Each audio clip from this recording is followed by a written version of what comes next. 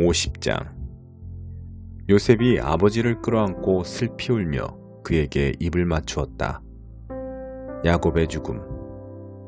요셉이 장의사들을 시켜 자기 아버지의 시신에 향재료를 넣게 했다.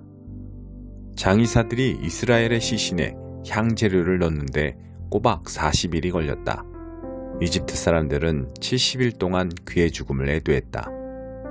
애도 기간이 끝나자 요셉이 바로의 궁에 청을 올렸다. 여러분이 진심으로 저를 생각하는 마음이 있거든 바로께 제 말씀을 전해주십시오. 제 아버지께서 제게 맹세하게 하시면서 나는 곧 죽는다. 내가 죽으면 내가 가나안 땅에 마련해 놓은 묘지에 나를 묻어다오 하고 말씀하셨습니다. 부디 제가 올라가서 아버지의 장례를 치르게 해주십시오. 장례를 마치고 제가 돌아오겠습니다. 바로가 말했다. 그렇게 하시오. 그대의 아버지가 그대에게 맹세하게 한 대로 가서 고인의 장례를 치르시오. 요셉은 아버지의 장례를 치르러 갔다. 바로의 궁에서 일하는 모든 고위 관료들과 이집트의 모든 고위 인사들, 그리고 요셉의 가족들, 곧 그의 형제들과 아버지 집안 사람들이 요셉과 함께 올라갔다. 아이들과 양떼와 소떼는 고센에 남겨두었다. 전차와 기병들이 그들과 함께 갔다. 그것은 거대한 장례 행렬이었다. 그들은 요단강 건너편 아닷타작마당에 이르러 크게 애통하며 애도의 기간을 보냈다. 요셉은 자기 아버지를 위해 7일 동안 장례의식을 치렀다. 가나안 사람들은 아닷타작마당에서 슬피 우는 모습을 보고 이렇게 말했다. 이집트 사람들이 진심으로 애도하는구나. 그리하여 요단강가에 있는 그곳이 아벨미스라임, 이집트 사람들의 애도이라고 불리게 되었다. 야곱의 아들들은 아버지가 지시한 대로 행했다. 아버지의 시신을 가나안 땅으로 모셔다가 마므레 앞 막벨라 밭에 있는 동굴에 묻었다. 그 밭은 아브라함이 햇사람 에브론에게서 묘지로 사들인 것이었다. 요셉은 아버지의 장례를 치르고 나서 이집트로 돌아왔다. 아버지의 장례를 치르러 요셉과 함께 갔던 형제들도 그와 함께 돌아왔다. 장례를 치르고 나서 요셉의 형들이 서로 말했다. 요셉이 우리에게 원한을 품고 우리가 그에게 저지른 모든 악을 되갚으려고 하면 어떻게 하지? 그래서 그들은 요셉에게 이런 전가를 보냈다. 아버지께서 돌아가시기 전에 분부하시기를 요셉에게 전하여라. 내 형들이 내게 아주 못된 짓을 했으나 너는 내 형들의 죄, 그들의 모든 잘못을 용서해 주어라 하고 말씀하셨습니다. 그러니 아우님, 아버지께서 섬기시던 그 하나님의 종들인 우리가 지은 죄를 용서해 주시겠습니까? 요셉은 이 전가를 받고 울었다. 요셉의 형들이 직접 와서 요셉 앞에 엎드려 말했다. 우리가 아우님의 종이 되겠습니다. 요셉이 대답했다. 두려워하지 마십시오. 내가 하나님을 대신하겠습니까? 보다시피 형님들이 나를 해치려고 악한 일을 꾸몄으나 하나님께서는 그 계략을 선으로 바꾸셔서 나를 이롭게 하셨고 지금 형님들 주위에서 이루어진 모든 일에서 보는 것처럼 수많은 사람들도 살리신 것입니다. 두려워할 이유가 없으니 마음 편히 지내십시오. 제가 형님들과 형님들의 자녀들을 보살피겠습니다. 그는 진심 어린 말로 그들을 안심시켰다. 요셉은 아버지의 집안 식구들과 함께 이집트에서 살았다. 그는 110년을 살면서 에브라임에게서 증손자를 보았다. 므낫세의 아들 마길의 아들들까지도 요셉의 자식으로 인정받았다. 마침내 요셉이 형제들에게 말했다. 나는 곧 죽습니다. 하나님께서 반드시 여러분에게 찾아오시고 여러분을 이 땅에서 이끌어내셔서 아브라함과 이삭과 야곱에게 엄숙히 약속하신 땅으로 되돌아가게 하실 것입니다. 요셉은 이스라엘의 아들들에게 맹세하게 하면서 말했다. 하나님께서 찾아오셔서 여러분이 이곳을 떠나게 될 때 내 유고를 가지고 가십시오. 요셉은 110살에 죽었다. 그들이 그의 시신을 향재료로 채우고 이집트에서 입관했다. 3장. 삶을 고치는 세례. 디베료 황제가 다스린 지 15년째 되는 해, 곧 본디오 빌라도가 유대 총독으로 있고 헤롯이 갈릴리를 다스리고 그 동생 빌립이 이두레와 드라곤닛을 다스리고 두사니아가 아빌레네를 다스리고 안나스와 가야바가 대치사장으로 있을 때 사가랴의 아들 요한이 광야에 있다가 하나님의 메시지를 받았다. 그는 요단강 주변 지역을 두루다니며 삶을 고쳐 죄 용서를 받는 세례를 선포했다. 그것은 예언자 이사야의 글에 기록된 대로였다. 광야에서 외치는 소리여 하나님 오심을 준비하여라. 길을 평탄하게 하고 곧게 하여라. 패인 곳이 메워지고 솟은 곳이 평평해지며 우회로는 곧은 길이 되고 흙길은 포장될 것이다. 모든 사람이 거기서 하나님의 구원 행렬을 볼 것이다. 세례가 인기 있는 일이 되다 보니 사람들이 무리지어 세례를 받으러 나왔다. 요한은 그들에게 버럭 소리를 질렀다. 뱀의 자식들아, 이 강가에 슬그머니 내려와서 무엇을 하는 거냐? 너희의 뱀가죽에 물을 좀 묻힌다고 하나님의 심판을 비켜갈 것 같으냐? 바꿔야 할 것은 너희 겉가죽이 아니라 너희 삶이다. 아브라함을 조상으로 내세우면 다 통할 것이라고 생각하지 마라. 아브라함의 자손인 것과는 아무 상관없는 일이다. 흔해 빠진 것이 아브라함의 자손이다. 하나님께서 원하시면 돌들로도 아브라함의 자손을 만드실 수 있다. 중요한 것은 너희 삶이다. 너희 삶은 푸르게 꽃피고 있느냐? 말라 죽은 가지라면 땔감이 되고 말 것이다. 무리가 요한에게 물었다. 그러면 우리가 어떻게 해야 합니까? 요한이 말했다. 옷이 두 벌 있거든 한 벌은 나누어 주어라. 음식도 똑같이 그렇게 하여라. 세금 징수원들도 세례를 받으러 와서 말했다. 선생님, 우리는 어떻게 해야 합니까? 요한이 그들에게 말했다. 더 이상 착취하지 마라. 법에 정한 만큼만 세금을 걷어라. 군인들도 그들에게 물었다. 우리는 어떻게 해야 합니까? 요한이 그들에게 말했다. 억지로 빼앗거나 협박하지 마라. 너희가 받는 봉급으로 만족하여라. 어느새 사람들의 관심이 고조되고 있었다. 그들은 모두 이 요한이 혹시 메시아가 아닐까 하고 궁금해하기 시작했다. 그러자 요한이 끼어들었다. 나는 이 강에서 세례를 주고 있다. 이 드라마의 주인공은 너희 안에 천국의 삶과 불과 성령을 발화시켜 너희를 완전히 바꾸어 놓으실 것이다. 그분께 비하면 나는 잠심부름꾼에 지나지 않는다. 그분은 집을 깨끗이 하실 것이다. 너희 삶을 대대적으로 정리하실 것이다. 그분은 참된 것은 모두 하나님 앞 제자리에 두시고 거짓된 것은 모두 끄집어내어 쓰레기와 함께 태워버리실 것이다. 그 밖에도 많은 말을 들려주었는데 사람들에게 힘이 되는 말, 용기를 복돋아주는 말이었다. 메시지였다. 그러나 자기 동생 빌립의 아내 헤로디아의 일로 요한에게 책망을 받고 마음이 찔렸던 통치자 헤롯은 자신의 수많은 악한 행동에 한 가지 악행을 더했다. 요한을 감옥에 가둔 것이다. 사람들이 모두 세례를 받은 뒤에 예수께서 세례를 받으셨다. 예수께서 기도하실 때 하늘이 열리고 성령이 비둘기같이 그분 위에 내려오셨다. 성령과 더불어 한 음성이 들려왔다. 너는 내가 사랑으로 선택하고 구별한 내 아들, 내 삶의 전부다. 아담의 아들, 하나님의 아들. 예수께서 공생애를 시작하실 때 나이가 30살쯤 되셨다. 그분은 사람들이 알기로는 요셉의 아들이셨고 요셉은 헬리의 아들, 헬리는 맏닷의 아들, 맏닷은 레위의 아들, 레위는 멜기의 아들, 멜기는 얀나의 아들, 얀나는 요셉의 아들, 요셉은 맏다디아의 아들, 맏다디아는 아모스의 아들, 아모스는 나움의 아들, 나움은 에슬리의 아들, 에슬리는 낫게의 아들, 낫게는 마앗의 아들, 마앗은 맏다디아의 아들, 맏다디아는 서머인의 아들, 서머인은 요색의 아들, 요색은 요다의 아들, 요다는 요하난의 아들, 요하난은 레사의 아들, 레사는 수룹바벨의 아들, 수룹바벨은 스알디엘의 아들, 스알디엘은 네리의 아들, 네리는 멜기의 아들, 멜기는 아띠의 아들, 아띠는 고삼의 아들, 고삼은 엘마담의 아들, 엘마담은 에르의 아들, 에르는 예수의 아들, 예수는 엘리에서의 아들, 엘리에서는 요림의 아들, 요림은 맏닷의 아들, 맏닷은 레이의 아들,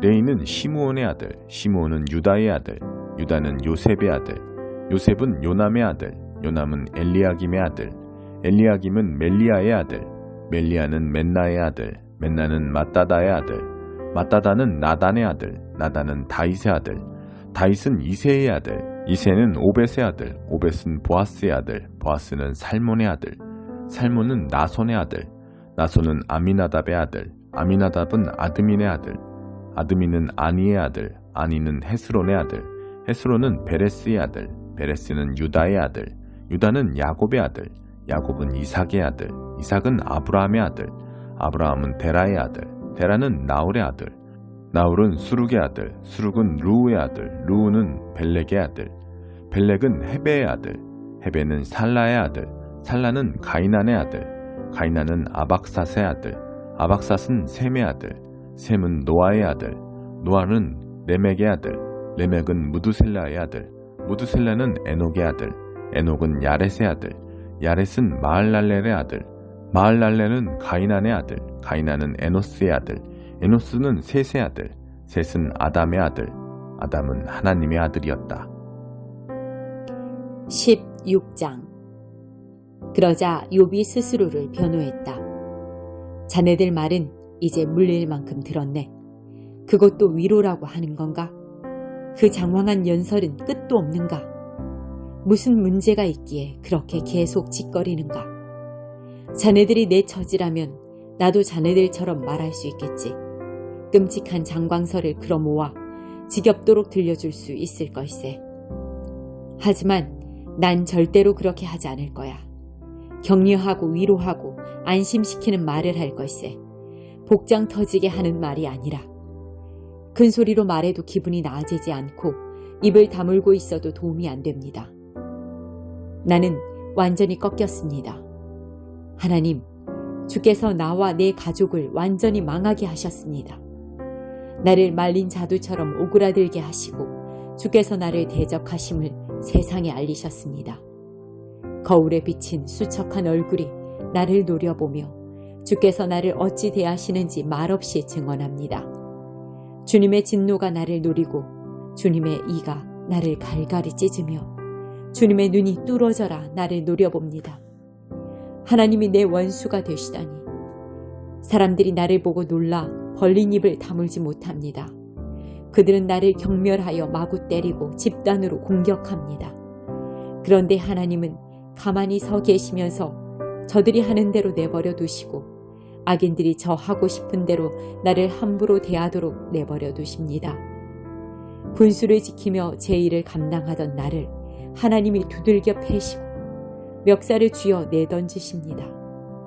주께서 나를 표적으로 삼으시고 궁수들을 모아 내게 화살을 쏘게 하십니다. 그들이 사정없이 쏜 화살이 내 몸에 잔뜩 박혔고 창자가 터져 쓰디쓴 담즙이 땅바닥에 쏟아집니다. 주께서 나에게 달려들어 맹공격을 퍼부으시고 성난 황소처럼 내게 돌진하십니다. 나는 수의를 지어 입고 흙먼지 바닥에 엎드렸습니다. 내 얼굴은 통곡으로 벌겋게 얼룩이 졌고 눈 밑에는 어두운 그림자가 보입니다. 그러나 나는 누구 한 사람 해친 적이 없고 내 기도는 진실합니다. 오 땅이여, 내가 받은 부당한 대우를 덮지 말아다오. 내 울음소리를 가리지 말아다오. 하늘에는 나의 진실을 아는 분이 틀림없이 계실 것이다. 지극히 높은 하늘에는 내 무죄를 밝혀줄 변호사가 계실 것이다. 내가 하나님 앞에서 눈이 퉁퉁 붓도록 우는 동안 그분은 나의 수호자, 나의 친구가 되어주실 것이다. 이웃이 이웃의 편을 들듯 하나님 앞에서 사람을 대변해줄 그분께 내가 호소할 것이다. 이제 몇 해만 지나면 나는 돌아오지 못할 길을 떠날 것이다. 17장. 내 마음은 부서졌고 내 수명은 다했으며 이미 파놓은 무덤이 나를 기다립니다. 나를 조롱하며 달려드는 저들의 모습이 보이십니까? 저들의 오만함을 내가 언제까지 참아야 합니까? 오 하나님, 나를 지지해 주시고 그것을 보증해 주십시오. 지지 의사를 문서로 작성하고 서명까지 해 주십시오. 그리해 주실 분은 주님뿐이십니다. 이 사람들은 아무짝에도 쓸모가 없습니다. 주께서는 저들이 얼마나 어리석은지 보셔서 아시니 저들의 뜻이 관철되도록 내버려 두진 않으시겠지요. 친구를 배신하는 자들은 학대받은 인생을 자녀에게 물려주게 될 것입니다. 하나님, 주께서 나를 동네의 이야깃거리로 삼으시는 탓에 사람들이 내 얼굴에 침을 뱉습니다. 하도 많이 울어 내 눈이 흐려지고 몸은 살가죽과 뼈만 남았습니다. 점잖은 사람들은 내 모습을 보고 그들의 눈을 의심합니다. 선량한 이들마저 하나같이 내가 하나님을 버렸다고 주장합니다. 그러나 지조 있는 사람은 인생의 방향을 분명히 하고 그 길을 꿋꿋이 갑니다.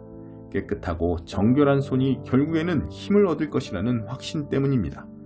자네들 모두 다시 시작하고 다시 시도해보고 싶을지 모르겠네. 나는 지금까지 자네들이 한 말에서 한 줌의 지혜도 발견하지 못했다네. 내 인생은 거의 끝났네. 내 모든 계획은 부서졌고 희망은 꺼져버렸어. 밤이 지나고 낮이 오리라는 희망, 새벽이 밝아올 것이라는 희망이 사라졌다네. 내가 기대할 집은 묘지뿐이고 내가 바랄 위로가 튼튼한 관뿐이라면 가족을 다시 만날 길이 한길 땅속으로 내려가는 것이고 거기서 만날 가족이 벌레들 뿐이라면 그런 것을 희망이라 말할 수 있겠나? 도대체 누가 그런 것에서 희망을 찾겠나? 아닐 것이네. 내가 희망과 함께 묻히는 날, 자네들은 우리 둘의 합동장례식에 참석하게 될 걸세. 4장. 여러분은 우리 지도자들을 무슨 대단한 사람이라도 되는 양 여기지 마십시오. 우리는 그리스도의 종이지 그분의 주인이 아닙니다. 우리는 하나님의 장엄한 비밀들로 여러분을 인도하는 안내인이지 그 비밀들을 보호하기 위해 배치된 경비원이 아닙니다. 좋은 안내인이 갖추어야 할 덕목은 믿음직스러움과 정확한 지식입니다. 여러분이 나를 어떻게 생각하든 사람들이 나를 어떻게 평가하든 그것이 내게는 조금도 중요하지 않습니다. 나는 내 자신을 평가하지 않습니다. 그러한 일로 비교하는 것은 무의미합니다. 나는 여러분의 좋은 안내인이 되기에 어긋날 만한 일을 한 적이 없습니다. 그렇다고 내가 대단하다는 뜻은 아닙니다. 그런 판단을 내리시는 분은 주님이십니다. 그러니 주님을 앞지르지 말고 모든 증거가 명백히 드러나기 전에는 섣불리 결론을 내리지 마십시오. 주님이 오시면 그분께서 우리가 생각지 못했던 모든 것, 우리 마음속의 동기와 의도, 그리고 기도를 환히 밝히시고 증거로 제시하실 것입니다. 그때에야 우리는 저마다 잘했다 말씀하시는 하나님의 칭찬을 듣게 될 것입니다. 친구 여러분, 내가 지금까지 이 모든 말씀을 아볼로와 나에게 적용해서 설명한 것은 여러분이 조심하는 법을 배워서 모든 사실을 알기도 전에 성급하게 판단하는 일이 없게 하려는 것입니다. 하나님의 관점으로 사태를 보는 것이 중요합니다. 나는 여러분이 별것도 아닌 소문을 근거로 평판을 부풀리거나 깎아내리는 모습을 보고 싶지 않습니다. 여러분을 정말로 아는 사람, 여러분의 마음을 아는 사람이 누구입니까? 설령 그런 사람이 있다고 해도 그들이 여러분 안에서 발견해낸 것 가운데 여러분 자신의 공로로 삼을 만한 것이 무엇입니까? 여러분이 지니고 있는 것과 여러분의 현재 모습은 모두 하나님께로부터 온 순전한 선물이 아닙니까? 그러니 비교하고 경쟁하는 것이 무슨 소용이 있겠습니까? 여러분은 이미 필요한 모든 것을 가졌습니다. 여러분이 감당할 수 있는 것보다도 더 많은 것을 하나님에게서 받고 있습니다. 여러분은 아볼로나 나를 제쳐둔 채 세상, 하나님이 지으신 세상 꼭대기에 앉아 있군요. 우리도 거기에서 여러분과 나란히 앉아봤으면 좋겠습니다. 내가 보기에 하나님께서는 메시지를 전하는 우리를 아무도 표를 사려고 하지 않는 극장의 무대에 올려놓으신 것 같습니다. 교통사고 현장을 구경하듯이 모든 사람이 우리를 둘러서서 빤히 쳐다보는 것 같습니다. 우리는 메시아 때문에 환경에 적응하지 못한 사람들입니다. 여러분은 자신이 있을지 모르나 우리는 약함과 불확실성 한가운데서 살아갑니다. 여러분은 남들에게 좋은 평판을 받을지 모르나 우리는 대부분 빙 둘러싸인 채 발길질을 당합니다. 우리는 식사할 시간도 넉넉치 않고 누더기 옷을 입고 문전박대를 당하고 어디에서든 허드렛 일을 얻어 근근히 생계를 꾸려갑니다. 남들이 우리를 욕해도 우리는 그들을 축복합니다. 남들이 우리를 두고 터무니없는 말을 해도 우리는 그들에 대해 좋게 말합니다. 우리는 부엌에 버려진 감자 껍질처럼 이 문화로부터 쓰레기 취급을 받습니다. 앞으로도 그보다 더 나은 대접을 받지 못할 것입니다. 나는 나무라듯 하는 이유처럼 여러분의 기분을 상하게 하려고 이 모든 글을 쓰고 있는 것이 아닙니다. 나는 자녀인 여러분에게 아버지 자격으로 이 글을 쓰고 있습니다. 나는 여러분을 사랑하고 여러분이 버릇없이 자라지 않고 바르게 자라기를 바랍니다. 여러분 주위에는 여러분의 잘못을 서슴없이 말해주는 사람이 많을 것입니다. 그러나 시간과 수고를 아끼지 않고 여러분이 자라도록 돕는 아버지는 많지 않을 것입니다. 예수께서 내게 하나님의 메시지를 여러분에게 선포할 수 있게 해주셔서 나는 여러분의 아버지가 되었습니다. 여러분도 알다시피 나는 내가 직접 행하지 않은 것을 여러분에게 하라고 하지 않습니다. 그런 이유로 나는 먼저 디모데를 여러분에게 보냈습니다. 그는 나의 사랑하는 아들이며 주님께 신실한 사람입니다. 내가 그리스도의 방식과 관련해서 모든 교회에 늘 제시하는 가르침을 그가 여러분에게 새로이 기억나게 해줄 것입니다. 여러분 가운데 자만해서 내 말은 물론이고 어느 누구의 말도 듣지 않는 사람이 더러 있다는 것을 압니다. 그들은 내가 직접 찾아가 얼굴을 마주할 것이라고 생각지 않는 모양입니다. 그러나 하나님께서 원하시면 나는 여러분이 생각하는 것보다 빨리 여러분을 찾아갈 것입니다. 그래서 우리는 그들이 허세가 가득하다는 것을 확인해 볼 것입니다. 하나님의 도에서 중요한 것은 단순한 말이 아니라 능력 입은 삶이기 때문입니다. 그러니 내가 어떤 준비를 하고 여러분에게 가는 것이 좋겠습니까? 여러분을 통제하는 엄한 교관의 모습이 좋겠습니까? 아니면 여러분과 속마음을 터놓는 다정한 벗이나 상담자의 모습이 좋겠습니까? 결정은 여러분이 하십시오.